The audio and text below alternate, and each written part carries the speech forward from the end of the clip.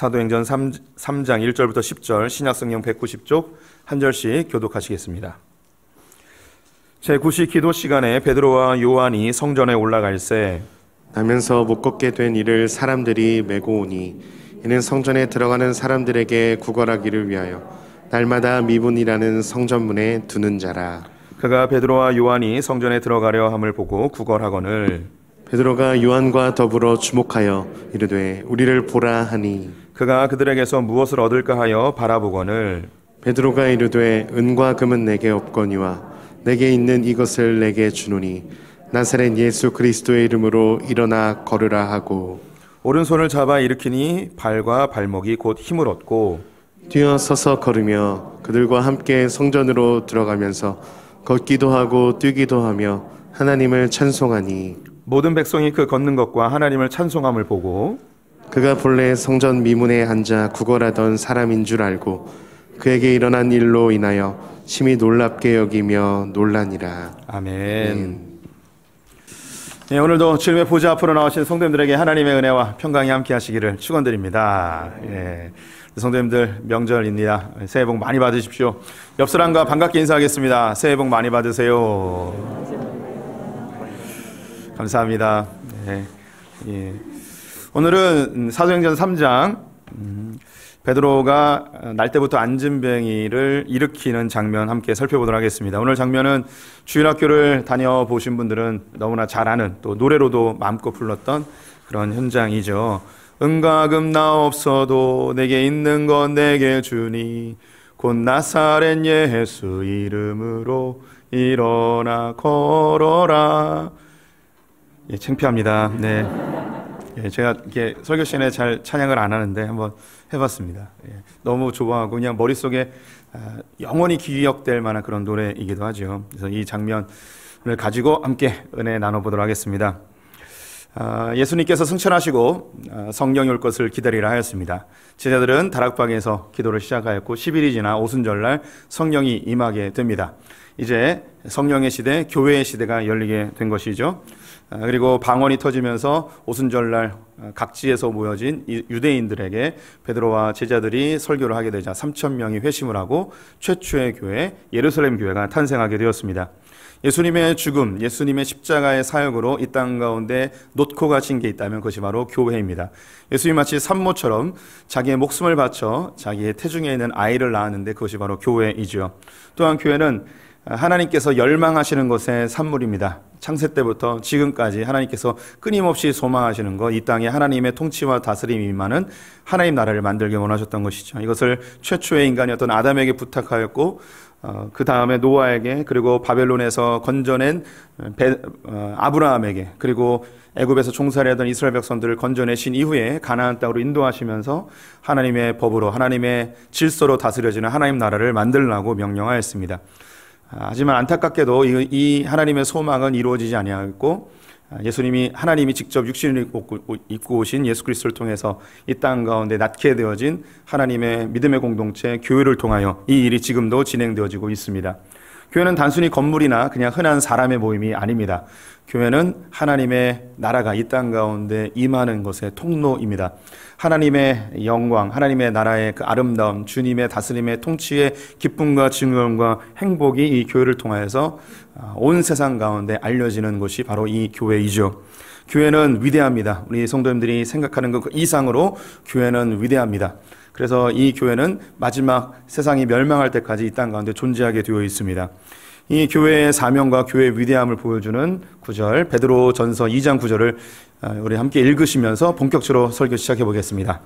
그러나 너희는 택하신 족속이요 왕같은 제사장들이요 거룩한 나라요 그의 소유가 된 백성이니 이는 너희를 어두운 데서 불러내어 그의 기이한 빛에 들어가게 하시니에 아름다운 덕을 선포하게 하려 하심이라. 아멘. 예, 베드로의 설교로 3,000명이 회심을 하였고 최초의 교회, 예루살렘 교회가 탄생하게 되었죠. 그것이 이제 2장 끄트머리에 나왔습니다. 이제 3장으로 넘어가면서 그 최초의 교회에 일어난 최초의 기적에 대한 이야기를 오늘 해보려고 합니다. 우리 성도님들이 성경을 읽으실 때 주의하여 읽어야 될 부분들이 어떤 것이냐면, 어떤 단어가 최초로 사용될 때, 그리고 어떤 사건이 최초로 등장할 때, 반복되는 어떤 일이 처음으로 설명될 때 그 상황이 그 사건과 그 내용을 가장 잘 설명해 주는 상황입니다. 그래서 성경에서 어떤 사건이 처음으로 등장하면 그것을 주의 깊게 볼 필요가 있죠. 이제 성령이 임하시고 교회의 시대가 시작됩니다. 이제 교회의 2000년 역사 속에서 수많은 기적들과 하나님의 역사들이 일어나게 될 텐데 그 첫 번째 기적이 오늘 읽었던 본문입니다. 그래서 이 본문을 통해서 하나님이 이 기적을 일으키시는 데 있어서 어떤 계획과 목적이 있는지, 하나님 어떤 메시지들을 우리에게 전해주길 원하시는지 이 본문을 잘 이해한다면 우리의 인생 가운데, 그리고 2000년 기독교 역사 속에서 일어나는 그 모든 기적과 하나님의 역사를 우리가 좀 더 쉽게 그리고 정확하게 이해할 수 있으리라고 봅니다. 우리가 하나님의 메시지를 정확하게 분별하기 위해서는 잘못된 메시지를 먼저 걸러내는 것이 필요한데요. 이런 기적에 대한 이야기를 보게 되면 우리 성도님들 안에 나타나는 두 가지의 잘못된 반응이 있는데, 첫 번째는 소위 믿음이 좋으신 분들에게 나타나는 현상입니다. 이런 것을 보면 자연스럽게 내 마음속에 나도 이런 일이 벌어졌으면 좋겠다. 우리 집에 있는 그 아픈 사람 하나님께서 이렇게 고쳐주시면 좋겠다. 우리 목사님 신방 오셔서 기도 딱 해주시면 암이 싹 나았으면 좋겠다. 우리 교회 안 다니는 우리 남편, 우리 아내, 우리 자녀들, 우리 어머니, 아버지 하나님께서 기적적으로 주님께 불러주셨으면 좋겠다. 이런 생각을 갖게 됩니다. 그러면서 이 기적이 나에게도 일어나길 바라는 그런 열망들이 우리에게 있게 되죠. 그런데 우리 성도님들에게 놀라운 사실 하나 알려드리도록 하겠습니다. 저와 신앙생활 오래 하셨던 분들은 들어보셨을 만한 이야기인데, 우리 성도님 그거 아세요? 신약 성경에는요 기적이 없습니다.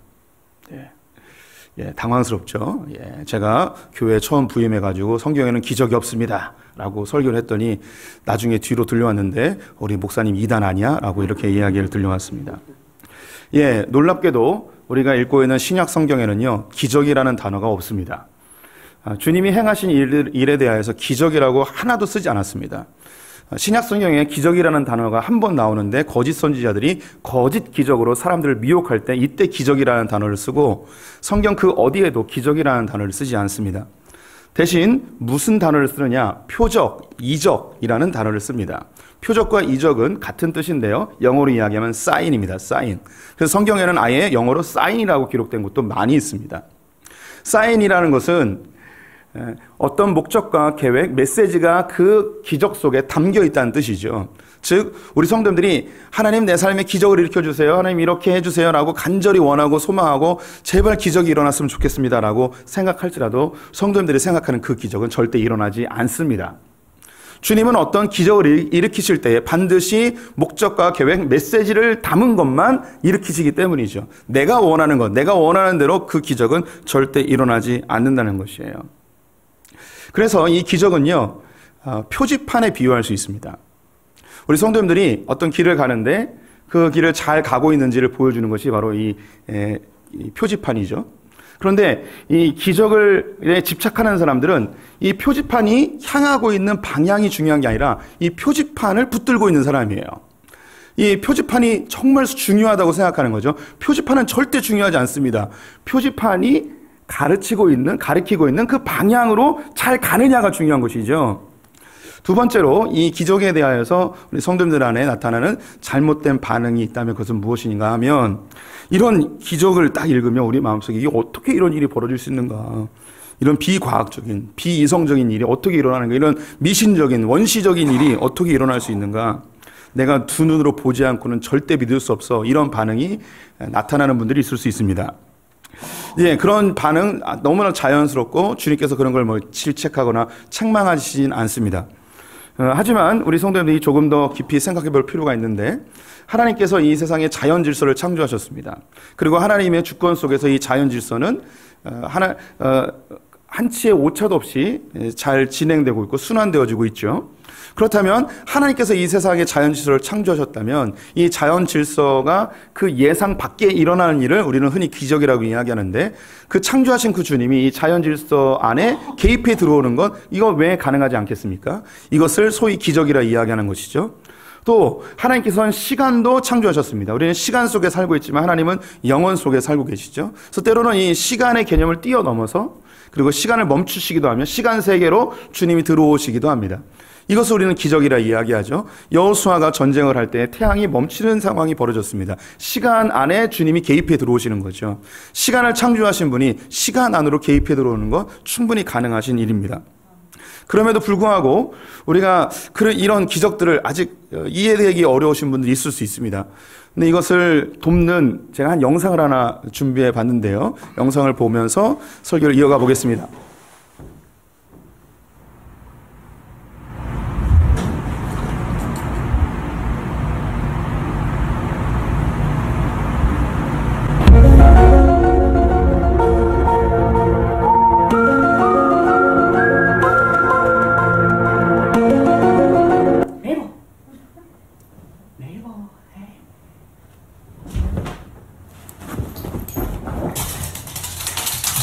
She's scared. Where's Daddy? Go get him, Mabel. Mabel, go get him. Go get him. Oh my gosh, she's really upset.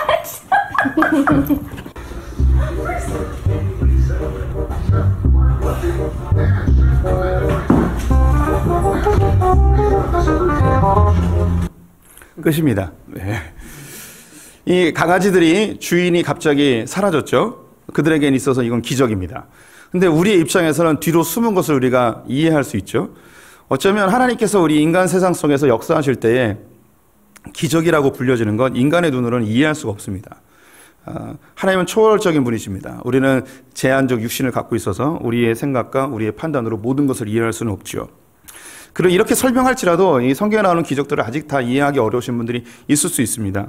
그런데 제가 이미 언급하였듯이 성경에 나와 있는 이 기적들은 기적이 목적이 아닙니다. 하나님이 이렇게 놀라운 능력이 있다. 이런 거 설명하려고, 이런 거 증명하려고, 이런 거 과시하려고 하나님이 이런 기적을 일으키지 않았다는 거예요. 기적의 목적은 표지판이라고 말씀드렸습니다. 방향성이고 어디로 가야 되고 무엇을 지시하고 있는가를 봐야 되는데 이런 기적에 대하여서 비합리적이다, 비과학적이다, 부정적인 시각을 갖거나 의심의 눈으로 보게 되어지면 그 표지판이 바라보고 있는 곳으로 향할 수가 없습니다.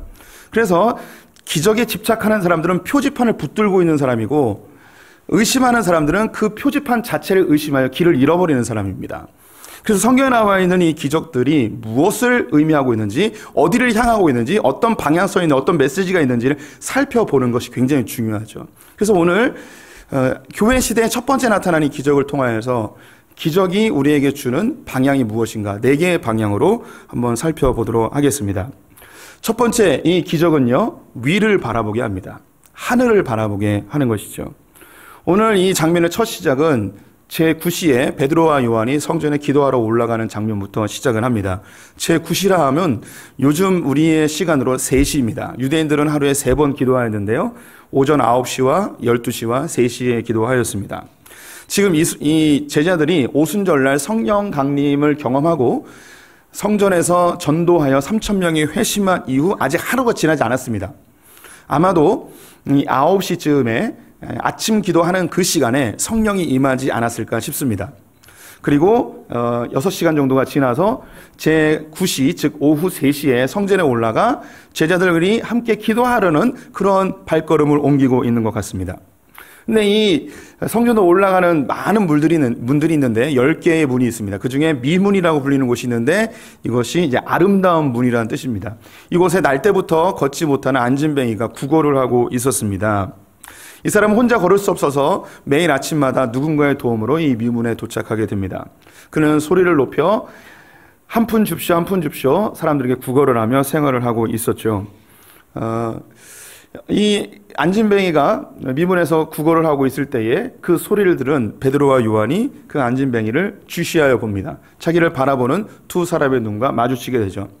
이 안진뱅이의 마음속에는 나에게 얼마나 줄까? 얼마나 주려고 저렇게 나를 뚫어지게 쳐다보는가? 라는 그런 기대감이 있었을 것입니다. 그런데 이 베드로가 하는 이야기가 은과 금이 내게 없지만 내가 너에게 줄 것이 있다. 그것은 곧 나사렛 예수 그리스도의 이름으로 일어나 걸어라 라고 이야기를 하였습니다. 이 안진뱅이 날 때부터 걷지 못했던 이 거린이 매일 아침 미문에 앉아서 그가 주목하고 그가 관심 갖고 있는 건 행인들의 기도하러 올라가는 성도들의 주머니였습니다. 여기에만 관심이 있었던 것이죠. 오늘은 얼마를 벌 수 있을까? 오늘은 제대로 된 밥 한 끼 먹을 수 있을까? 이것만 생각하는 사람이었습니다. 베드로와 요한이 그에게 돈 몇 푼을 쥐어주면서 그냥 올라가도 됐지만 그의 관심사항을 기적을 일으키며 자기의 눈앞에 보이는 돈이 아니라 하나님을, 예수 그리스도를 바라보게 합니다. 기적의 첫 번째 목적은 하나님을 바라보게 하는 것입니다. 하나님이 계시다는 거예요. 우리 성도님들의 삶에 이런 큰 기적 말고도 하나님이 개입하시는 순간순간의 기적을 경험할 때가 있습니다. 다른 사람에게 굳이 간증하지 않더라도 엄청난 큰 사건이 아닐지라도 하나님 나와 함께 하시는구나. 이런 나만이 느낄 수 있는 그런 기적과 같은 그런 경험을 하시는 분들이 있습니다. 그런 기적이라고 표현하기 어려워도 은혜, 하나님의 다루심, 하나님의 만져주심, 하나님의 간섭하심을 경험할 때가 있죠. 하나님의 살아계심을 경험할 때 그때 우리의 시선은 어디로 향해야 되는가? 바로 하나님께 향해야 한다는 것입니다. 요한복음 6장을 보게 되면 오병이어 사건이 나타납니다. 물고기 2마리와 보리떡 5개로 성인 남자 5,000명을 먹이게 됐는데요. 이 사건으로 사람들은 흥분하게 되었습니다. 당시 이스라엘에서 가장 큰 문제는 먹고 사는 문제였는데 이 예수라는 사람이 먹는 문제를 해결해 준 거예요. 그래서 이 사람은 우리의 임금으로 모시자. 이분이 메시아다. 열광을 하였죠. 예수님은 그들을 뒤로 하고 산 위에 올라가 홀로 고독히 기도하십니다. 제자들은 배를 태워서 반대편으로 건너게 하셨죠. 이때 큰 풍랑이 일어 예수님께서 물 위를 걸으시는 그 기적이 또 일어나기도 하였는데요. 이렇게 예수님을 찾던 사람이 그날 아침 그들이 열심히 달려가지고 갈릴리 바다 건너편까지 따라오게 됩니다. 이 열심히 따라온 회중들을 보면서, 군중을 보면서 예수님이 하셨던 말씀이 요한복음 6장에 있는데요. 같이 읽어보도록 하겠습니다. 예수께서 대답하여 이르시되 내가 진실로 진실로 너희에게 이르노니 너희가 나를 찾는 것은 표적을 본 까닭이 아니요 떡을 먹고 배부른 까닭이로다. 예수님을 쫓아온 사람들에 대해서 예수님이 평가하시기를, 질책하며 책망하시며 이야기하시기를, 너희가 나를 따라온 것이 표적을 본 까닭이 아니다. 이 표지판을 보고 따라온 게 아니다. 이 표적을 보고 내가 누구인지, 하나님이 누구이신지 여기에 관심이 있어서 온 게 아니다. 너희들이 온 것은 먹고 배부르기 때문이다. 또 어떻게 하면 나에게 너희의 필요를 채울 수 있을까? 먹는 문제 해결할까? 이것 때문에 찾아왔다. 그 기적 때문에 찾아왔구나. 이 기적이 향하고 있는 그 방향에 대하여 관심이 없고 이 표지판에 여전히 너희는 붙들려 있구나라고 책망을 하고 계십니다. 우리 성도님들의 삶에 이 기적과 유사한 사건들이 일어났을 때 그 사건이 중요한 게 아니에요. 그 사건을 통해서 하나님이 내 시각을 어디로 향하게 하시는지, 이 사인판이, 이 표지판이 어디를 향하고 있는지 그걸 보셔야 되는 것이죠. 기적 자체는 중요하지 않습니다. 기적을 통해서 하나님이 우리의 시선을 하나님께로 돌리길 원하신다는 것이죠. 한참 한국 사회에 한 10여 년 전까지만 하더라도 유행했던 사역 중에 알파 사역이라는 게 있습니다. 우리 가운데 들어보신 분이나 직접 참여하신 분들, 또 깊숙이 그것에 관여하신 분들도 우리 가운데 있는 줄 압니다. 그런데 우리 교단을 비롯하여서 주요 교단들이 이 알파 사역을 금지시켰습니다. 심지어는 어떤 교단에서는 2단에 준하는 취급까지 만들어버렸죠. 왜 이 알파 사역이 초신자들이 교회에 들어오는 아주 좋은 통로로 사용되었었는데 왜 이것을 다 금해버렸는가? 이 알파 사역 중에 이제 성령 사역이 있는데 거기서 나타난 신기한 일이 하나 있었습니다. 그 일이 뭐냐면 우리의 이빨이 아말감으로 된 게 금리빨로 바뀌는 거예요. 예. 놀라지도 않네요. 막 다 경험해 보셨나 봐요. 제가 친하게 지내는 선교사님이 실제로 아말감이었는데 알파 사역에 참여했다가 금리빨로 바뀐 분이 있어요. 제가 눈으로 봤어요. 금리빨이에요. 오, 놀랍더라고요. 그런데 이걸 왜 교단적으로 이것을 금지시켰는가? 여기에 참여하신 분들이 언제 금리빨로 바꿔주세요. 예수에는 관심이 없고 금리빨 바뀌는 것만 관심을 갖게 되는 거죠. 기적에만 초점을 갖고 있고 기적이 향하고 있는 그 표지판이 향하고 있는 그 방향에 대해서 전혀 관심을 갖지 않게 되자 교단적으로 그리고 한국 교회 전체적으로 이 알파 사역을 다 중단시켜 버린 것입니다. 기적은 중요하지 않습니다. 기적이 우리를 향하여서 바라보게 하는 그 방향이 중요한 것이죠. 첫 번째는 하나님께로 위로 향해야 되는 것이고 두 번째는 무엇인가? 앞을 향하게 한다는 것입니다. 날 때부터 안진뱅이로 구걸을 하던 이 거린이 베드로가 한 이야기에 반응하였습니다. 베드로의 손을 잡고 일어나기 위하여서 힘을 줬죠. 놀랍게도 발과 발목에 힘이 들어가며 그가 일어납니다. 이건 엄청난 사건입니다. 날 때부터 걷지 못하였기 때문에 다리에 있는 모든 근육이 다 사라졌을 것입니다. 또한 그 다리의 뼈들이 기형적으로 뒤틀려 있었을 것인데 이것이 하나하나 힘을 얻으며 일어나기 시작합니다. 처음엔 뒤뚱뒤뚱 걸어갔겠죠. 그는 한 걸음 한 걸음 내디디며 정상적으로 바뀌어지면서 그는 성전을 향해 갔고 거기서 뛰며 하나님을 경배하게 되었습니다. 하나님께서 이 사람을 일으키신 이유는 그로 하여금 예전에 하나님께서 계획하셨던 그 오리지널 이미지로 회복되어져 앞으로 전진하여 나가길 원하셨던 것입니다. 하나님이 이 세상에 질병을 창조하지 않으셨습니다. 고통을 창조하지 않으셨습니다. 심지어 죽음을 주님께서 창조하지 않으셨습니다. 이런 질병과 사고와 죽음은 죄로 인하여 인간 세상에 유입이 된 것이죠. 하나님께서는 자기 아들을 이 땅에 보내시며 그 죄의 문제를 해결하셨습니다. 주님께서 기대하시는 건 뭐냐면 그 죄의 해결로 인하여 하나님이 처음 창조하셨던 그 오리지널 이미지로 다시 돌아가는 거예요. 열심히 죽음의 길로 죄악의 길로 걷다가 유턴하여서 앞으로 전진하라는 것이죠. 하나님께서 여기에 사인판을 주신 거예요. 표지판을 주시고 기적이라는 표지판을 딱 주시고 이 길 아니야, 뒤 돌아. 그리고 앞으로 전진해 라는 거죠. 그 뒤로 돌아오지 말라는 거예요. 날 때부터 걷지 못했던 이 사람은 그가 일어나 성전을 향하여 달려갔고 하나님을 찬양하는 앞으로 전진하는 삶을 살게 됩니다. 저는 사실 우리 성도님들 놀라실지 모르겠지만 안진뱅이가 일어나 걷고 뛰는 것을 실제로 본 사람입니다. 놀랍죠? 그런데 제가 그 사람을 아는데 여기 계신 분들 절반 이상이 이분을 아십니다. 우리 성도님들 그 사람의 이름을 알지 못하고 얼굴이 기억이 안 나도 제가 이야기하면 그분이 누군지 알아요. 지금은 이제 롯데백화점으로 바뀌었는데 예전에 신세계백화점이죠. 코로나 이전에 제가 신세계백화점을 갈 일이 있어서 횡단보도에 서 있었습니다. 그런데 거기에 늘 배를 깔고 찬송가 테이프를 틀어놓고 구걸을 하시던 분이 있어요. 예, 보신 분들 있죠? 아마도 여기에 50% 이상은 그분을 보셨을 것 같아요. 저는 그분에게 한 번도 돈을 드린 적은 없지만 그래도 갈 때마다 그분을 보면서 이분은 어떤 삶을 사셨을까? 왜 이렇게 구걸을 하고 계실까? 여기에 대한 그런 궁금증이 늘 있었습니다. 그날도 횡단보도에서 반대편에 있는 다리를 걷지 못하시는 누워서 구걸하시는 분을 유심히 쳐다보고 있었습니다. 그런데 갑자기 놀라운 일이 벌어졌습니다. 이분이 자리에서 일어나신 겁니다. 저 기적이 일어난 줄 알았습니다. 그러더니 아랫배를 부여잡고 횡단보도를 빛의 속도로 건너셔서 반대편에 있는 화장실로 들어가셨습니다. 주님이 임하셨습니다. 예. 이분이 일어나서 화장실에 갔습니다. 이분은 걷고 뛰고 하였습니다. 그럼 앞으로 전진해야죠.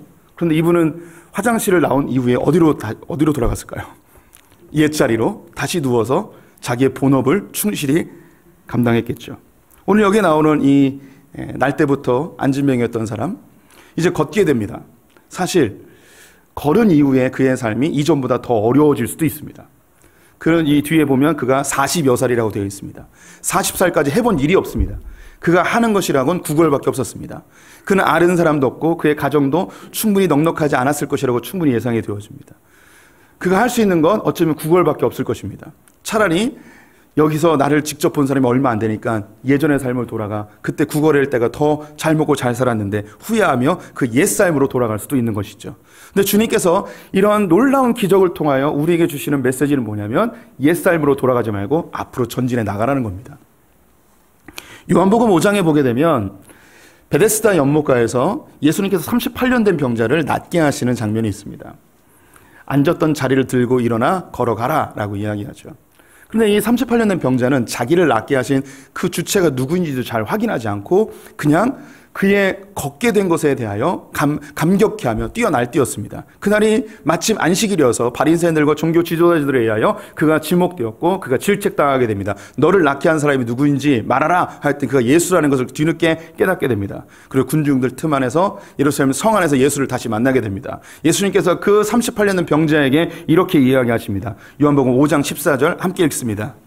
그 후에 예수께서 성전에서 그 사람을 만나 이르시되 보라 내가 나았으니 더 심한 것이 생기지 않게 다시는 죄를 범하지 말라 하시니. 다시 죄를 범하지 말라, 옛삶으로 돌아가지 말라고 이야기합니다. 주님의 기적은 이런 질병의 치유뿐만 아니라 우리 성도님들의 가난한 심령을 만져주시기도 합니다. 우리 성도님들의 아픈 상처, 과거의 트라우마 이런 것으로부터 자유케 하시기도 합니다. 심각한 죄책감, 과거에 그 씻을 수 없는 마음의 큰 상처들, 주님께서 이걸 회복시켜 주시죠. 그래서 우리에게 이야기합니다. 이거 주님이 하셨습니다. 주님 날 만져주셨습니다. 주님이 나를 치유해 주셨습니다. 이런 고백이 있다면 주님이 우리에게 사인을 주십니다. 뒤로 돌아가지 말라고. 옛날에 그 상처의 자리로 돌아가지 말라고. 너는 새로운 피조물이라고. 이제 새로운 삶을 살으라고. 주님께서 우리에게 주시는 기적의 사인판의 두 번째 방향성은 전방입니다. 우린 뒤로 물러가 침노에 빠지는 자가 아닙니다. 사단은 계속해서 우리의 뒤를 끌어당기겠지만 우리는 뒤돌아볼 필요가 없습니다. 우리는 주님께서 가라 하신 그 주님의 길을 한 걸음 한 걸음, 속도가 중요하지 않습니다. 우리의 방향성이 중요한 것이죠. 세 번째, 이 기적이 주는 우리의 표지판의 방향은 우리의 내면입니다. 우리의 안을 보게 하는 거죠. 이 거리는 매일 아침마다 미문에 앉아서 구걸을 하였습니다. 특별히 오늘은 오순절입니다.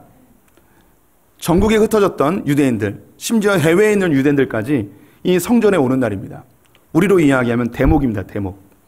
이런 날 이 거린이 유대인인데 출근하기 전에 어떤 기도를 하였을 것 같습니까? 하나님, 오늘 대박 나게 해주세요. 많은 사람들이 올 텐데 주님, 돈 많이 벌게 해주세요. 며칠 전부터 목이 칼칼하고 목소리도 잘 안 나오는데 주님, 오늘 목 상태 아주 쾌적하게 하셔서 멀리까지 내 목소리가 들려가지고 많은 사람들이 내 목소리에 귀 기울여서 그 사람들의 마음이 감동되어져 많은 돈을 나에게 구걸할 수 있게끔 주님 역사하여 주시옵소서.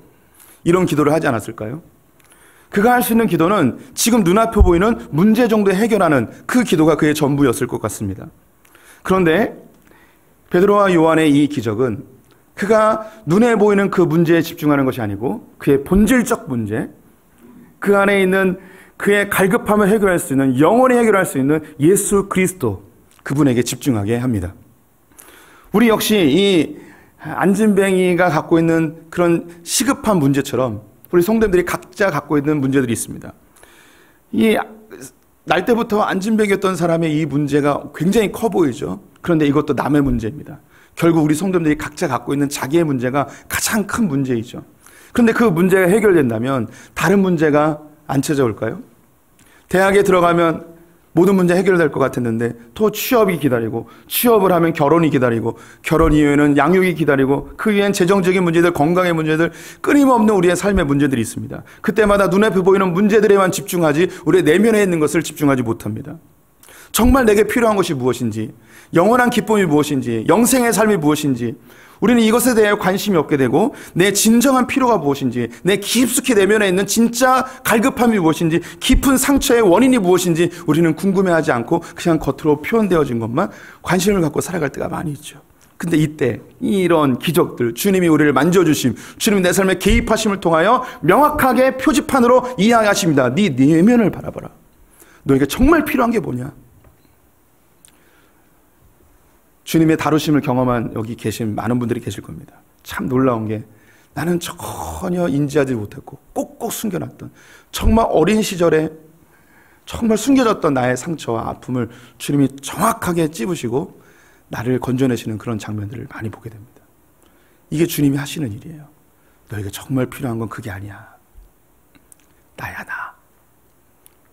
우리 내면 속에 진짜 필요한 것을 궁금해하고 집중하게 하는 하나님의 이 사인, 이것에 우리는 주의를 기울일 필요가 있습니다. 누가복음 5장에 보게 되면 중풍병자를 낫게 하시는 장면이 있습니다. 그의 친한 친구 4명이 지붕을 뚫고 중풍병자를 내리죠. 이 4명의 친구와 그리고 그 중풍병자 당사자, 또 주변에 있던 사람들의 예수님에게 기대하는 바는 뭐냐면 그에게 있는 지금 당면의 문제, 중풍병을 낫게 하는 것입니다. 근데 예수님은 그에게 네 자리에서 일어나 걸어라, 이런 이야기를 하지 않으십니다. 우리가 이미 아시듯이 네 죄가, 네가 죄사함을 받았노라 라고 이야기하시죠. 그에게서 정말 중요한 문제, 육체적인 질병이 아니라 정말 중요한 문제, 그 사람이 걸어서 가면 영원히 사는 게 아니잖아요. 언젠간 그 사람도 죽고 또 다른 질병에 걸리게 될 것인데 그게 중요한 게 아니고 네 안에 있는 본질적 문제, 내가 그걸 치료해 줄게, 해결해 줄게. 이런 기적들은 우리의 내면을 바라보게 합니다. 마지막으로 이 기적은 무엇을 향하여 표시하고 있는가? 그것은 아래쪽을 바라보게 합니다. 이 안진뱅이를 낫게 하였던 베드로와 요한이 4장으로 넘어가면 이 사건으로 성전 전체가 난리가 났습니다. 다 보았거든요. 성전에 올 때마다 구걸하고 있던 그 사람이 지금 뛰고 노래하고 춤을 추고 있는 모습을 보면서 정말 난리가 났거든요. 그러자 바리새인들과 종교 지도자들이 이 일에 대해서 이걸 좀 잠잠히 할 필요가 있어 베드로와 요한을 감옥에 가두고 네가 복음을 전하고 예수를 전하면 너를 죽여버릴 거라고 위협을 합니다. 그때에 사도행전 4장 19절 굉장히 유명한 말이죠. 하나님 앞에서 너희 말을 듣는 것과 하나님의 말씀을 듣는 것 중에 무엇이 옳은가 판단하여 보라 라고 선언하는 장면이 있습니다. 이 베드로와 요한은 기적을 일으킨 다음에 감옥에 갇히게 되는 수모를 당하게 됩니다. 예수님께서 종교 지도자들에 의하여 십자가에 달려 죽음을 당하였는데 이 종교 지도자들이 예수님을 죽이기로 한 결정적 사건이 발생합니다. 그것이 뭐냐면 베다니에 살고 있는 예수님의 친구 죽은 나사로를 부활시킨 일입니다. 이 사건으로 유대인 전체가 걷잡을 수 없는 소용돌이에 휩싸이게 되었습니다. 이대로 놔뒀다가는 유대인이 멸망하고 다 예수 믿겠구나라고 하여서 예수를 죽이고자 결단을 한 것이죠. 기적을 일으켰는데 예수에게는 십자가가 따라오게 됩니다. 사도행전 16장을 보게 되면 빌립보에서 바울이 전도를 하다가 귀신 들린 여종을 낫게 하는, 귀신을 쫓아내는 그 장면이 있습니다. 그 여종의 주인이 이제 돈벌이가 없어지자 바울과 그의 전도 일행을 다 감옥에 가둬버리죠. 동일합니다. 기적을 일으켰는데 그 뒤에 바울에게 나온 것은 감옥에 갇히는 일이었습니다. 기적 이후에 이런 고난들을 겪은 우리의 믿음의 선배들, 이건 아주 중요한 메시지를 담고 있습니다. 기적은요, 우리로 하여금 겸손케 합니다. 자칫 기적을 경험하신 분들, 하나님의 큰 은혜를 경험하신 분들 중에 교만해지는 분들이 꽤 많이 있습니다. 내가 이렇게 기도를 해서, 이렇게 주님께 헌신해서, 이렇게 금식해서, 이렇게 주님께 매달렸더니, 이렇게 오랫동안 주님께 기도하였더니 이런 기적을 주셨습니다. 이런 치유를 주셨습니다. 라고 이야기하면서 간증 비스무리하면서 자기 자랑하는 분들 많이 있습니다. 또한 소위 기적을 베풀면서 이런 하나님의 역사의 은사, 치유의 은사들이 나타나면서 이단이 되어지거나 사이비로 전락해버린 사람들도 꽤 많이 있습니다. 기적은 왜 일어나는가? 기적은 초월적인 하나님께서 연약한 인간 세계에 오셔서 우리를 긍휼히 여기시기 때문에 우리에게 베풀어 주신 선물 정도예요. 이건 중요한 게 아니거든요. 연약한 우리가 초월적인 하나님의 도움을 받아 그 일이 일어난 거예요. 그러면 이 상황에서 우리는 고개가 자연스럽게 숙여져야 합니다.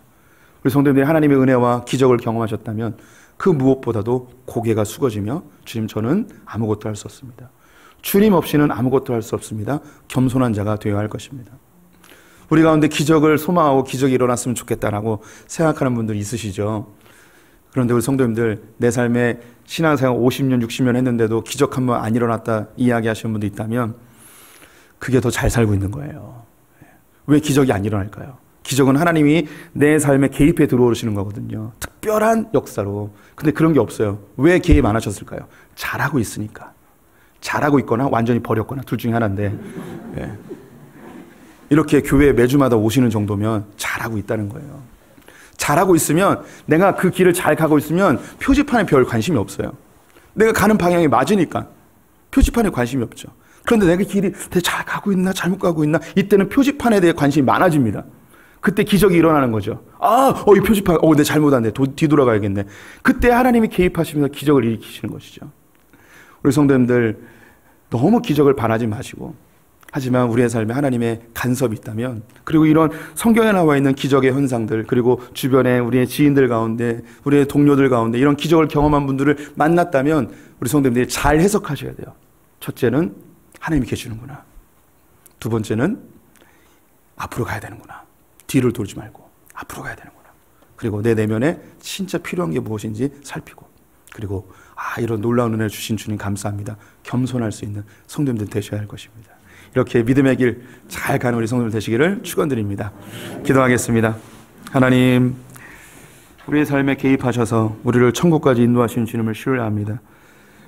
우리가 잘 가고 있을 때 칭찬하시고 격려하시는 주님, 또 우리의 그릇된 길을 갈 때는 우리의 삶에 개입하셔서 때로는 극적인 방법으로 우리의 길을 트시고 주님의 길로 인도하시는 주님의 놀라운 능력에 감사를 드립니다.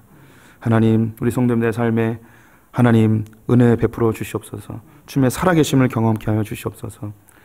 하지만 그 은혜에 대하여 우리가 교만하지 아니하고 더 겸손하며 하나님께 우리의 시선을 집중하며 뒤로 물러가 침륜에 빠지는 자들이 아니고 앞으로 전진하는 새로운 피조물로 다시 믿음에 결단하는 성도들 되게 하여 주시옵소서.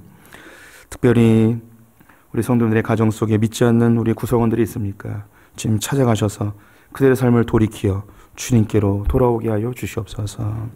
지금은 우리 주 예수 그리스도의 은혜와 하나님 아버지의 무한하신 사랑과 성령의 교통하심이 주님과 동행하기를 원하는 소풍의 모든 성도들과 우리의 자녀들, 특별히 믿지 않는 우리의 가족의 구성원들 위해, 저 북에 있는 형제자매들, 열방의 선교사님들 위해 지금부터 영원토록 함께 계실지어다. 아멘.